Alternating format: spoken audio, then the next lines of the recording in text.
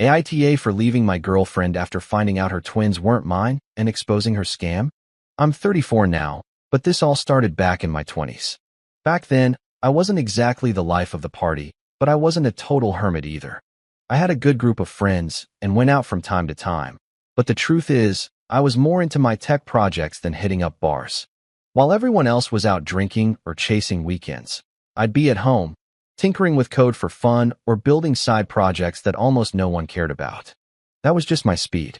My father died when I was very young. I don't have many clear memories of him, just a few flashes. My mom basically raised me and my siblings on her own.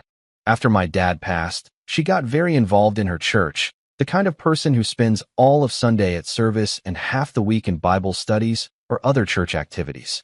I went along with it because, as a kid, what else was I going to do? And yes, it shaped me.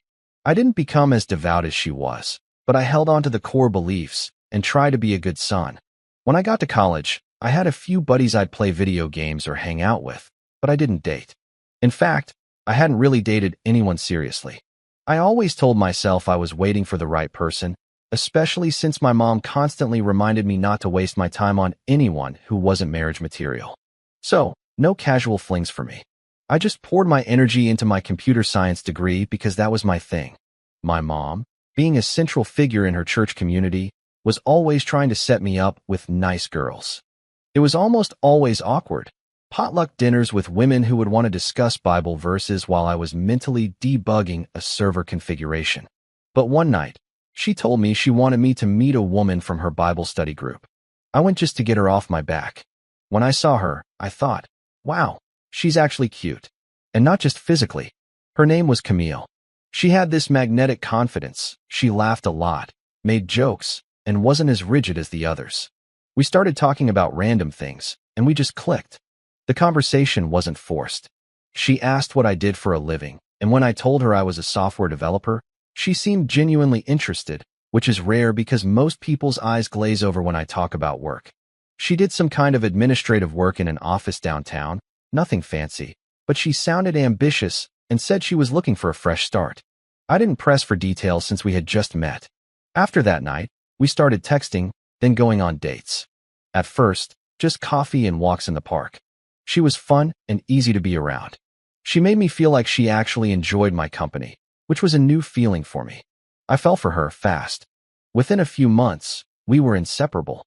She would come over to my apartment, and we'd binge watch shows, cook together, just normal couple stuff. I felt like I was finally living life the way people were supposed to.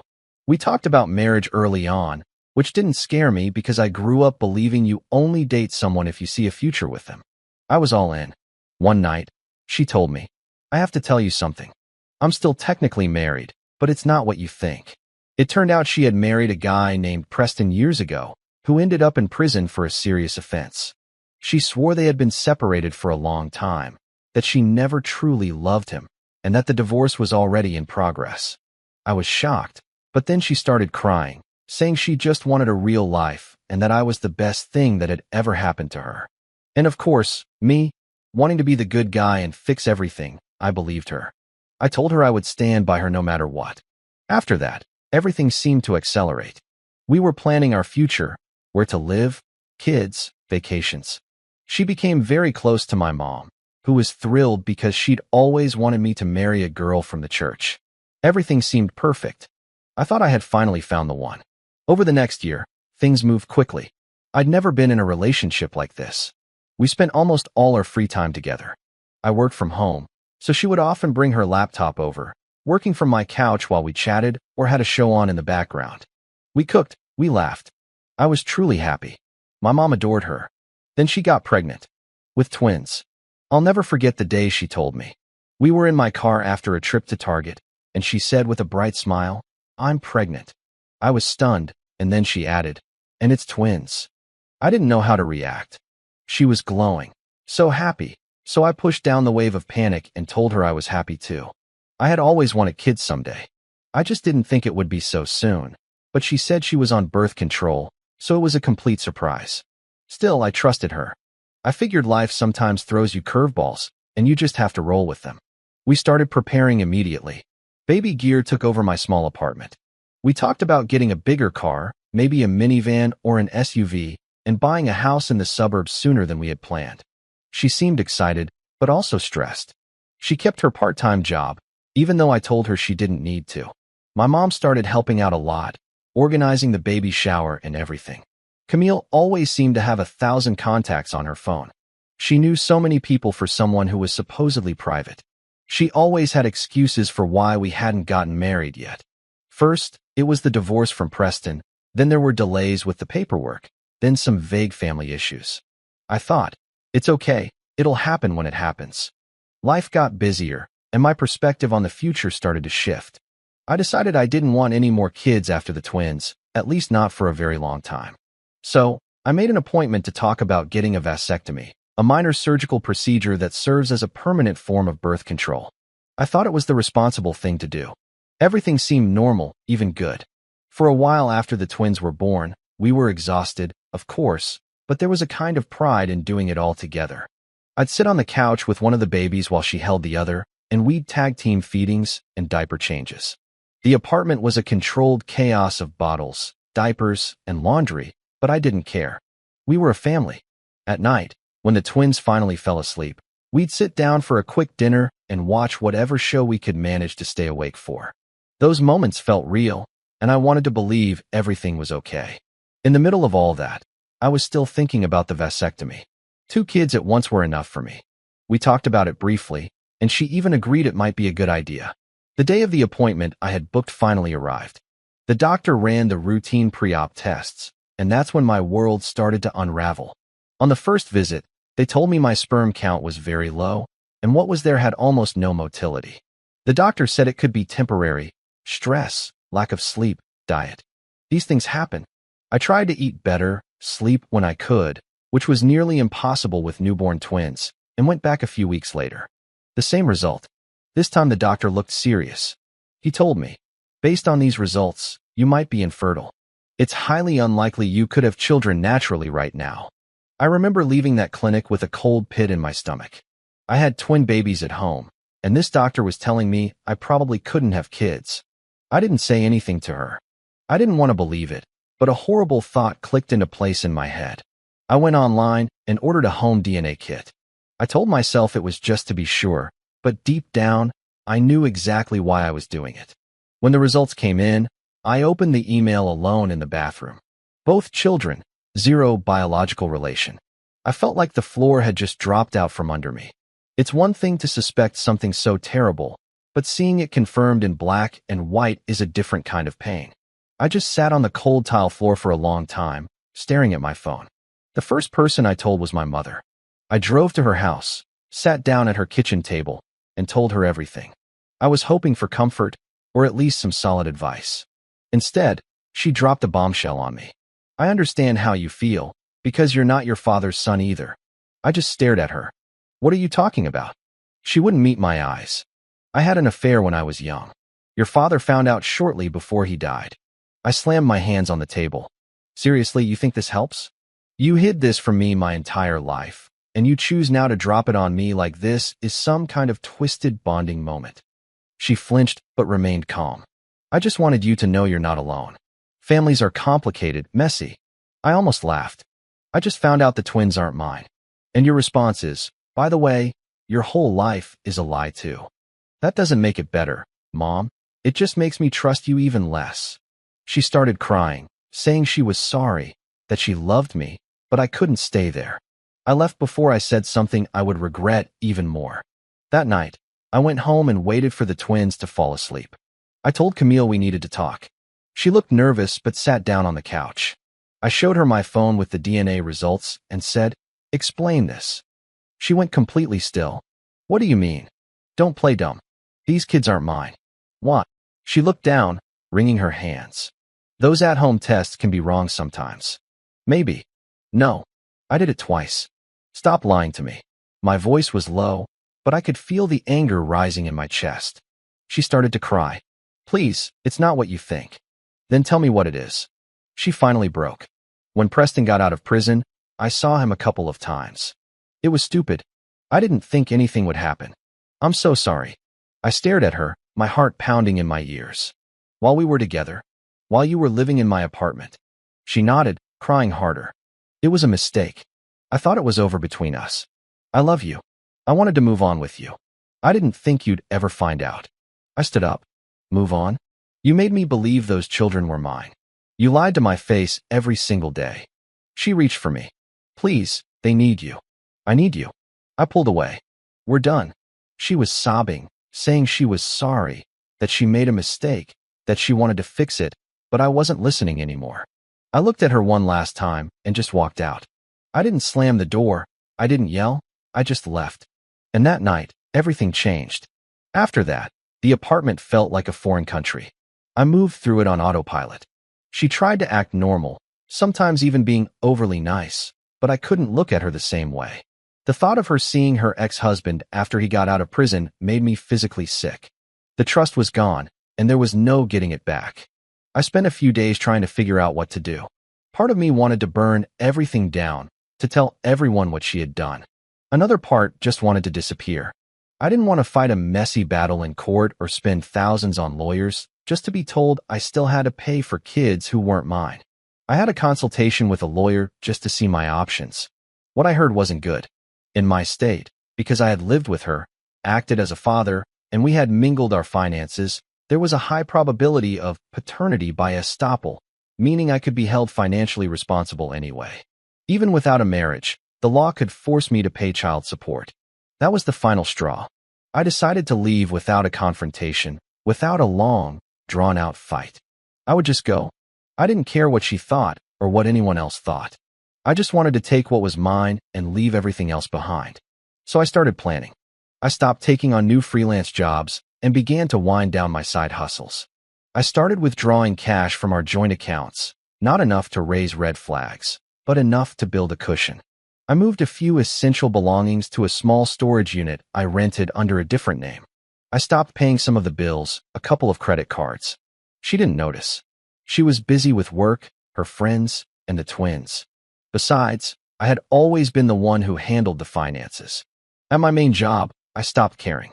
I wasn't irresponsible with clients, but I was no longer the model employee. My boss was a friend, so I could get away with slacking off a bit.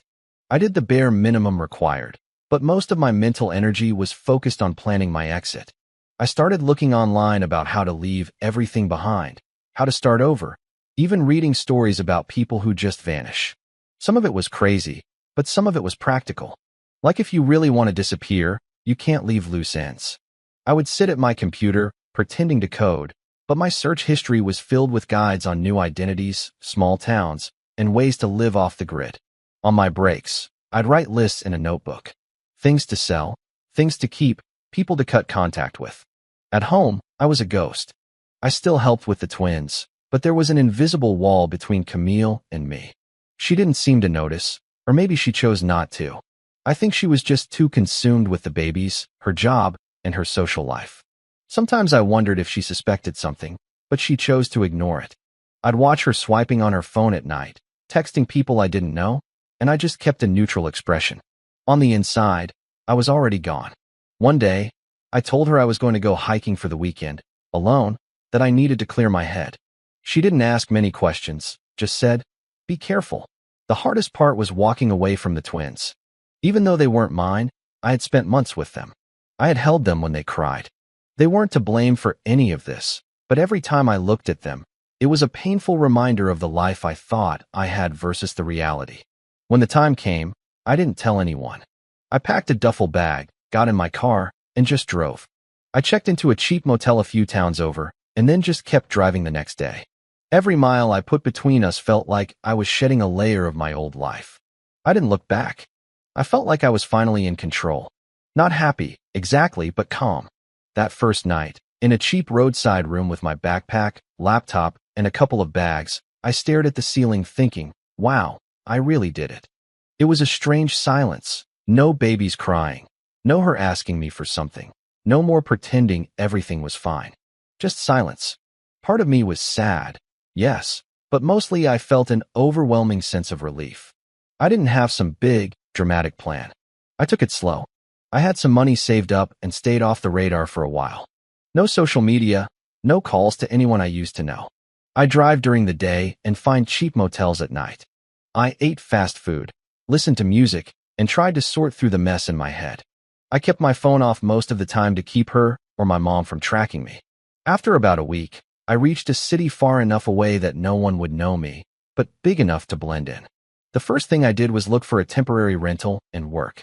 I've always been good with computers, and luckily, in the tech field, they don't care as much about your personal history as long as you can prove you can do the work. I kept my resume basic, left out a few details, and within a month, I was doing freelance contract projects for a small company. It wasn't the great salary I had before, but it was enough to get by. I kept a low profile. No new friends, no dating, none of that. I'd work, come home, cook simple meals, and at night I'd go for a run or work on small coding projects on my laptop. Without realizing it, I was getting in better shape.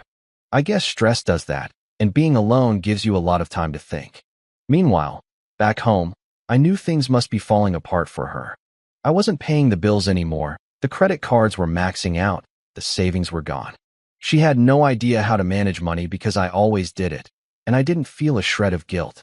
Maybe that sounds cruel, but I felt like she had earned that chaos. Every dollar I had spent on those kids who weren't mine felt like a joke. So now it was her problem to solve. Sometimes I would check her social media, not to torture myself, but out of morbid curiosity. I created anonymous accounts to look. She started posting vague, inspirational quotes like, "Hard times make strong people, and you find out who's really there for you." Then I saw her asking friends for help with bills, even starting some kind of online fundraiser. It made me shake my head. She had always projected this image of having it all together, but now the mask was slipping. Months went by. I started saving a little again. I started to feel human again. But one day, an old friend who didn't know I was gone messaged me on a professional networking site. He said casually, "Hey, did you see what your mom and Camille are up to? They're in some legal mess with an insurance company." That got my attention. I didn't ask too many questions so as not to seem suspicious, but I started digging online. It turned out they were trying to file a fraudulent claim on a life insurance policy that was in my name, but that my mom had access to as the owner and beneficiary. Apparently, after I left, she kept paying the premiums, and together with Camille, they tried to file a fake claim declaring me legally dead. It wasn't a small amount. We were talking a seven-figure sum if they pulled it off. Seeing that made my blood boil. Leaving was one thing, but them trying to profit off my supposed death crossed a serious line. So I formed a new plan: show up and shut that scam down for good. I immediately started to wait and watch. I found out when they had a hearing scheduled with the insurance company's legal team and decided to make an appearance. It sounds dramatic, but I just wanted to walk in, prove I was alive, and make sure that money never got into their hands. I even started taking better care of my appearance. By then, I had lost weight, grown a beard, and just looked different overall. Honestly, I probably could have walked right past her on the street without being recognized. The day of the hearing, I drove back to my old city. It was a long drive, and my mind was racing. I had music playing, but I could barely hear it. I couldn't stop picturing their faces. My mother, pale and quiet. Camille, shocked or maybe furious.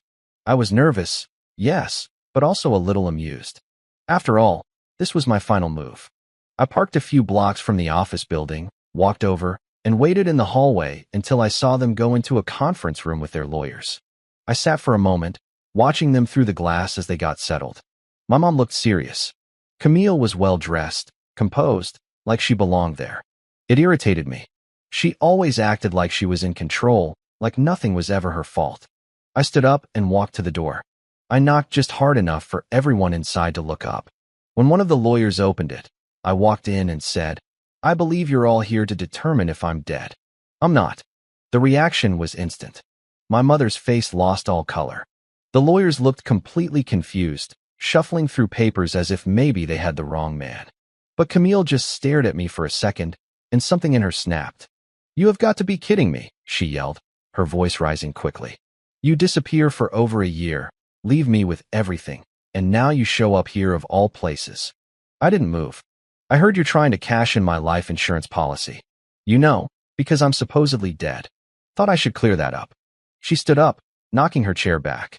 "Do you have any idea what you put me through? You left, you abandoned me and your children, and now you show up to ruin this. You think you can just come back like nothing happened? Her tone was sharp and furious, as if I was the one who had betrayed her. I just looked at her. You lied to me. You cheated. Those kids aren't mine. And now you were going to commit fraud. Her face twisted with rage.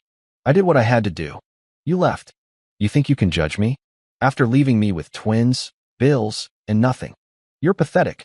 Her voice was getting louder, drawing stares from people in the hallway. One of the lawyers tried to calm her down. Ma'am, please, let's not. She shouted at him. He wants to play the victim. He's the one who left. He doesn't deserve anything. I was supposed to get that money. I earned it after everything he put me through. That line hit me like a bad joke. You earned it? You were going to commit a federal crime because I didn't want to live a lie anymore. I shot back. She moved toward me, screaming, as if she was going to hit me. You ruined everything. You think you're so righteous, but you're nothing. Absolutely nothing. At that moment, building security came in. She was still screaming, telling them to get me out, as if she was in charge. They had to restrain her and lead her out to calm down while the lawyers tried to restore some semblance of order. My mother just sat there, staring at the table in complete silence. The insurance company got very serious after that. They wanted statements, proof of identity, proof I was alive, things like that. They weren't angry at me, but they had to cover themselves legally. There was a lot of paperwork, and they wanted to make sure there was no fraud on anyone's part. The local police also got involved because, when I disappeared, a missing person report had been filed. They explained that city resources had been spent searching for me, so I was fine to cover those costs. I had to explain myself to a detective. They weren't hostile, but they weren't friendly either. They just wanted the facts. Where have you been? Why didn't you contact anyone? Was there a crime involved in your disappearance? I kept it simple. I told them I left for personal reasons, that I was fine, and that I didn't owe anyone an explanation. I didn't give many details because I didn't want them looking into my new life. In the end, I paid the fine for the time and resources spent on the search. It wasn't cheap, but I had the money ready, in cash. They seemed surprised, but I didn't care. I signed what I needed to, handed over the money, and that was that. I didn't talk to my mother, and I didn't talk to my ex. I didn't need to. They knew I was alive, and they knew the money wasn't coming. I didn't want explanations or apologies. I just wanted to leave and never come back. So that's what I did. I stayed in town for another week, just to make sure everything was settled. I kept a low profile, cheap motel, paid in cash, didn't see any old friends, didn't tell anyone I was there. When everything seemed stable, I packed up and left again. Back in my new city, I felt like I was finally closing a long, painful chapter. No more checking social media, no more wondering what they were up to. I deleted the fake accounts I had used to watch them. That part of my life was over. The truth is, disappearing is lonely. I'm not going to pretend it was easy or fun. Starting from scratch sounds exciting in theory, but it's also terrifying. You leave behind everything you know, friends, family, routines. Some nights were hard, but I kept myself busy. Work helped. It was my safety net. I knew how to make money with my skills, so I focused on that. I started as a freelancer and eventually landed another full-time job. Nothing spectacular, but it paid well. I also started taking better care of myself. With no drama, no constant stress, no lies to manage, it's amazing how much lighter you feel. I lost weight, got in better shape, and even started dressing better. For a while, I kept to myself. I didn't date. I didn't look for new friends because I didn't trust people very much. I spent a lot of nights just working or walking around the city, but strangely, I started to enjoy the quiet. It gave me time to think about who I really was outside of all that chaos. Over time, I started to open up a little. I'd talk more with my coworkers, get lunch with someone, things like that. I wasn't looking for major friendships, but being around normal people reminded me that life could be simple if you chose to keep it that way. Eventually, I stopped hating my ex. I was still angry about what she did, but anger takes a lot of energy, and it's exhausting to carry it forever. I got to a point where I just didn't care anymore. Whatever she was doing was her problem. My mother, same thing. I still haven't spoken to her. I don't know if I ever will. There are some betrayals you can't come back from. And that's been my life since. Working, living, staying out of trouble, and enjoying the small things. I'm not trying to be perfect. I'm just trying to be better than the guy who let himself get played so badly. It's not a movie ending. There are no fireworks, no grand revenge, No big speeches. Just a man who left, closed a door, and kept moving forward. And honestly, that's enough for me. Work became my anchor. It's something that comes naturally to me, so I leaned into it hard. I took on more contracts, worked more hours, and kept learning new skills. The money started to come in steadily again. There was none of the financial chaos I had left behind. I opened my own accounts, not sharing anything with anyone. Everything was clean and separate. When you've had people reaching into your pockets and trying to profit from your death, you learn to be careful. As for Camille, I eventually heard through the grapevine of mutual contacts that life had caught up with her. The financial problems didn't stop, and people started to see past her charm. The twins' father, Preston, was in and out of her life, bringing nothing but more chaos and legal trouble.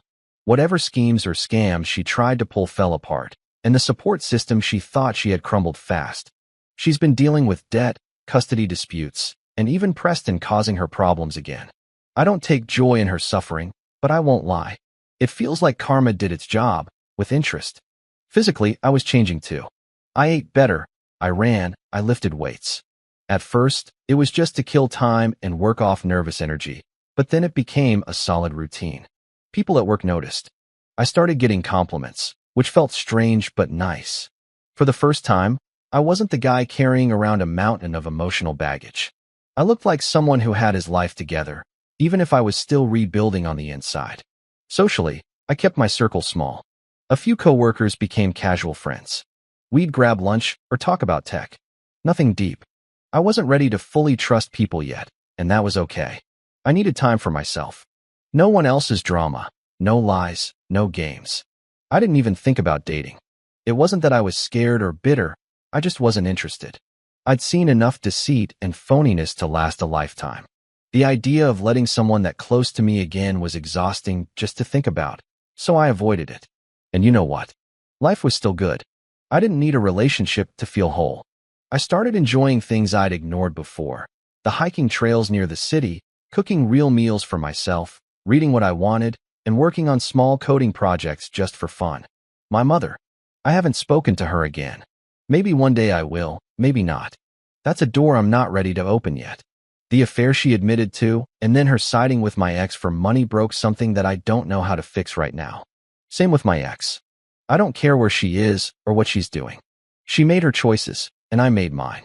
Sometimes I think about how different my life looks now. A few years ago, I was a guy with a fiancé, a house full of baby stuff, thinking I had it all figured out. Now I'm a man in a small apartment with a decent job, a healthy bank account, and more peace than I've ever had in my life. And honestly, I prefer it this way. I learned that people can surprise you, and not always in good ways. I learned to be careful with trust, to manage my own money, and to pay attention to red flags. But most importantly, I also learned that I'm capable of starting over. I thought leaving would break me, but it didn't. It stripped everything away and forced me to rebuild from the ground up. The last thing I'll say is this. If you ever feel trapped in a situation that's crushing you, and you know deep down that it's wrong, don't waste your life trying to fix it. Sometimes the only way out is to leave. It's scary, yes. You'll feel guilty, you'll feel alone, but it's better than losing years of your life to a lie. And if you go, make it a clean break. Don't look back. I'm not saying I'm some perfect guy now. I'm not. I've made plenty of mistakes. I'm still figuring things out, but I'm calmer. I sleep better at night. My money is my own, my time is my own, and my life is my own. That's enough for me. If someone reads this and thinks I'm a jerk, that's fine. If someone thinks I'm a coward, that's fine too. All I know is that I survived, and I'm not carrying their lies anymore. And that, really, is the end. No dramatic twists, no movie plot, just a man who walked away and finally found some peace. Update. A year later, I received an email at an old work address I barely used. It was a forwarded message from a lawyer's office representing Camille. She was demanding child support, claiming that because I had acted as a father, I should be held legally responsible. I laughed when I read it, but I also knew the law sometimes doesn't care about DNA when you've presented yourself as a parent. I consulted a lawyer just to be safe, and he told me what I already expected. She could try to sue, but since we were never married and I had been gone for so long, it would be a very difficult, uphill case for her to win. I sent a brief response through my lawyer stating that should she proceed, I would demand a full, court-admissible DNA test. Nothing ever came of it after that. I guess she realized she couldn't win, and that was the last I ever heard from her. And I'm glad it ended there. If you liked it, don't forget to leave a comment and support the channel by subscribing. See you in the upcoming stories. You're gonna ram old Hillary right down your fucking old cuckoo clock face herself, right down your fucking throats. That's what they're gonna do. I watched this clip on Facebook, so you know it had to be true, where Chris Matthews, right, was basically just mind-fucking everybody, saying that Hillary was gonna win it and blah, blah, blah, blah, blah. Just saying when she wins it and all that type of shit. He wasn't doing like a dude I called it type of thing. He's just doing that like the rich liberals, you know, those ones, you know, the ones who act like they care about anybody else. They're worse than rich Republicans, because Republicans don't act like they give a fuck about other people. But rich liberals, they're the fucking worst. Bleeding heart, you know, caring about everybody in their fucking gated communities. Oh, Jesus, Bill. What the fuck did you have for breakfast? What did I have for breakfast? I had 2 eggs over easy. 2 eggs over easy. And I always buy these eggs from this fucking Lily's Farm, because it sounds like it's some chick down the street who just has a hen house and she's making them for my neighborhood. But God knows, you know, it's some giant corporation. And I don't know what the fuck they're doing with these eggs. They have the thinnest / hardest eggshells ever. So if you tap real lightly, boop, boop, boop, in the bottom of the fucking pan, they will not break. And if you get, then there's one fucking sweet spot that you hit the fucking eggshell that will actually crack and it won't break the yolk. All right? I don't know if you guys know this about me, but I do not break egg yolks. Okay? And I'm also superstitious when it comes to breaking egg yolks. I feel like if you break the fucking yolk, that means your day is going to be a shit show, right?